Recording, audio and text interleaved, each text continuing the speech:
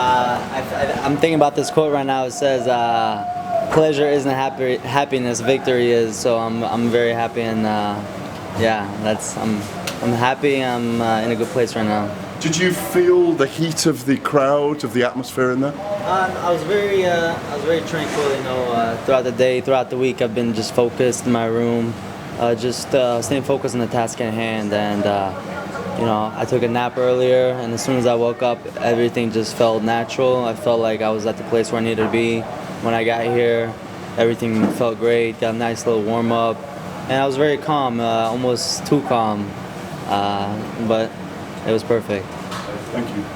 17-month layoff, and then changes of opponents. Was there any worry that this fight might not happen for you in terms of finding the opponent, and how pleased are you that you got the opportunity?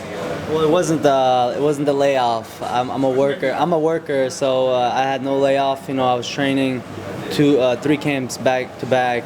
I got injured, so I just kind of ran myself into the ground. But I kind of picked myself up, did what I needed to do, got the right people around me, and I wasn't worried that I wasn't getting an opponent. I was very confident that UFC was going to find somebody. I've seen worse circumstances, but I had my doubts here and there. But I just I stayed focused on myself and my preparation and got somebody. So. What are your thoughts on ring rust? Does it exist? Did you feel any in there at all, or did it feel like you had never left? No, like I said, it felt natural. There was no ring rust. I haven't been off. I've been working, so yeah, no, not at all. No ring rust. Russell obviously took this fight on short notice. Typically 4 losses in a row in the UFC would get you released. Do you think the fact that he took this fight with you, moved up a weight class, they should keep him around and give him another opportunity?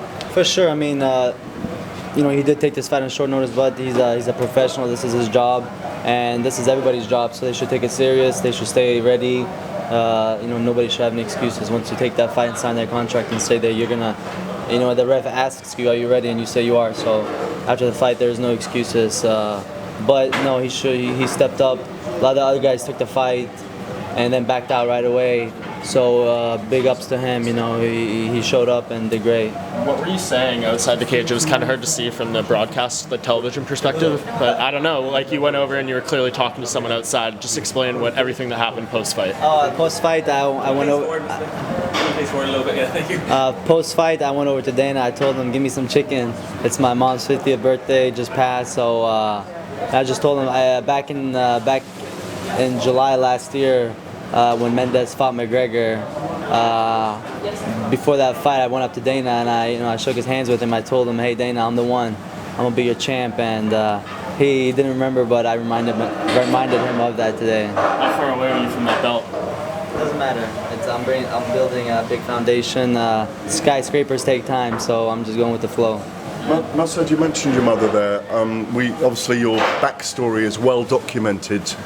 Do you think about family a lot of these times? Oh yeah, I mean, I moved away from my mother and my family when I was about 18 to train full time, and I've been training full time since. And then I moved to Florida, and I'm usually in Florida a lot. And before I got injured, I was kind of in a lonely spot, in a dark place. My desire to win kind of just took over control, and I didn't want to talk to nobody. I was just so focused on my fight with Kawajiri coming up at that moment.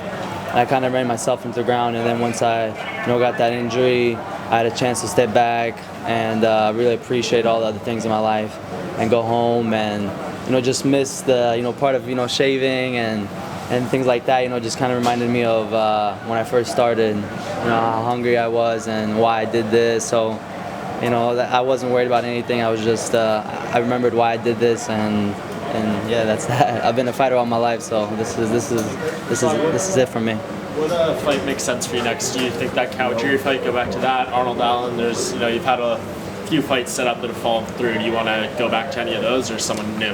Well, Kawajiri, I believe, lost his last fight, so there's no interest in me for that. As far as Arnold goes, I mean, he's irrelevant right now. Doesn't matter, so yeah.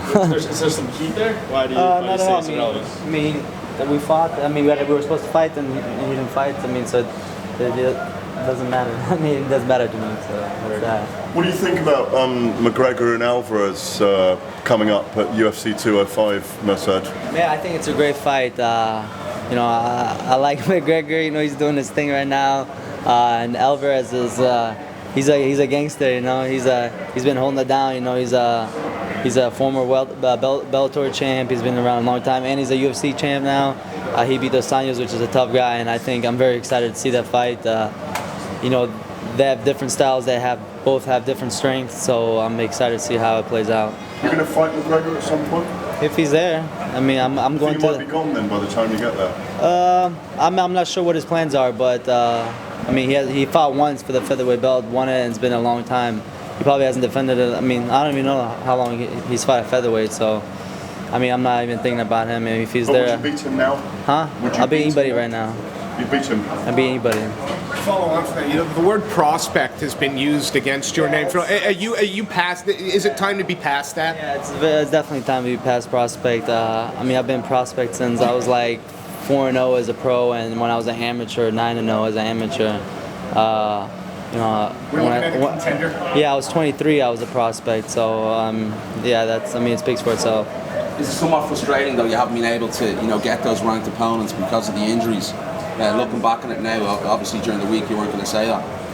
No, it hasn't been frustrating at all. I mean, like I said, I mean, everybody has to build up. You know, everybody has to, you know, earn their spot, and I think a lot of people forget that. And you know, I'll fight top 10 guys when I get top 10 money, and I want top 10 money as well. So things got to make sense. And again, I'm just gonna keep doing my thing. You know, whoever they give me, I mean, calling out has never worked out for me. So whoever they asked me to fight, I've said yes to. I've never backed out about anything. So I'm just gonna stay ready. And you said to me there a few months ago that you know you've been sitting back and observing the division. You know, you look at Conor and Eddie. Who would you pick in that fight?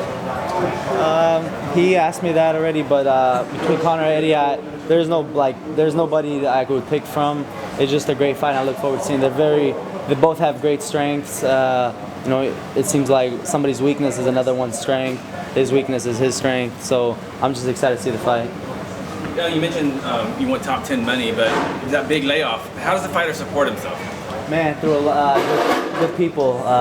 My team, American Top Team, my family, my cousin, Dan Lambert, you know, they really believed in me. They stood up and helped me, and you know, I killed the dead weight out of my life, and you know, I realized how fortunate I am to be in the position that I am with the people I have, and just a great opportunity America has given me and the UFC. So I'm just grateful for everybody in my life, and you know, I'm grateful for this moment, and that's that. Is that why you're so adamant about putting your request out there for a bonus? I'm assuming that's what you meant by the chicken. I feel like I've earned it. You know, I felt like my last fight in Brazil, you know, with my TKO victory over Lucas Martins.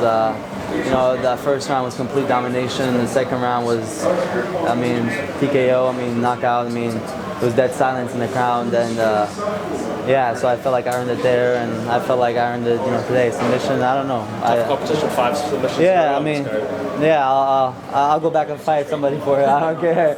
I was kind of worried about Dan Hendo and then Hendo and Bisping. I was like, man, I don't want to fight these guys, but I'm ready to go back in there if I have to fight for that bonus. Thanks, man. Thank you. Fantastic.